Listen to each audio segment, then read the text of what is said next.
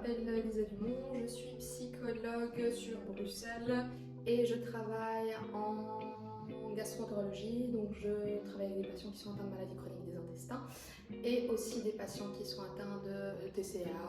enfin généralement plus tout ce qui est boulimie, hyperphagie, donc plus axé sur poids et obésité et en chirurgie bariatrique. Alors j'ai suivi il y a 3 semaines TOS, donc thérapie orientée solution, qui m'a d'ailleurs bien donné envie de me lancer en stratégique parce que je crois que c'était deux modules qui étaient un petit peu complémentaires. En ce moment même, je pratique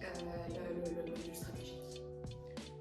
Ce que j'ai déjà commencé à appliquer, donc le stratégique pas encore parce que comme je suis en train de le faire, mais en thérapie orientée solution, c'est vrai que y a déjà cette idée d'être plus dans la description, d'être plus dans les faits, moins dans les concepts. Parce que j'aime beaucoup ce côté de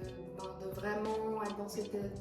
idée de croire dans les capacités du patient et dans ses ressources avec la thérapie orientée solution, et donc utiliser le il n'est pas encore capable, il a déjà réussi à, et malgré tout vous êtes déjà en train de, et ça c'est quelque chose que je suis déjà en train de mettre justement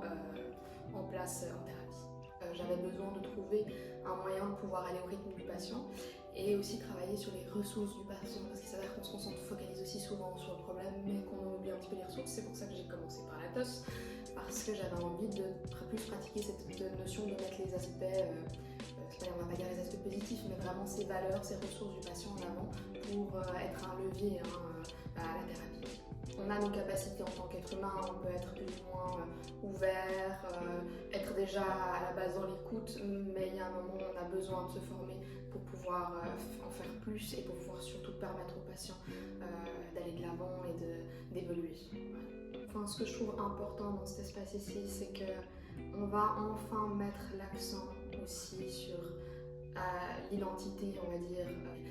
alternative, et ne plus garder son patient dans son identité de malade. Et j'ai l'impression qu'on est beaucoup dans le domaine, en tout cas psychologique, à vouloir rester dans cette identité ou ne pas savoir comment forcément en sortir. Et l'ambiance est vraiment très accueillante, bienveillante, on verra, mais une dynamique, voilà, un certain peps qui fait qu'on arrive à rester focalisé, concentré, on a envie de suivre. En fait, ça vient nous parler aussi, donc quand ça vient nous parler, forcément,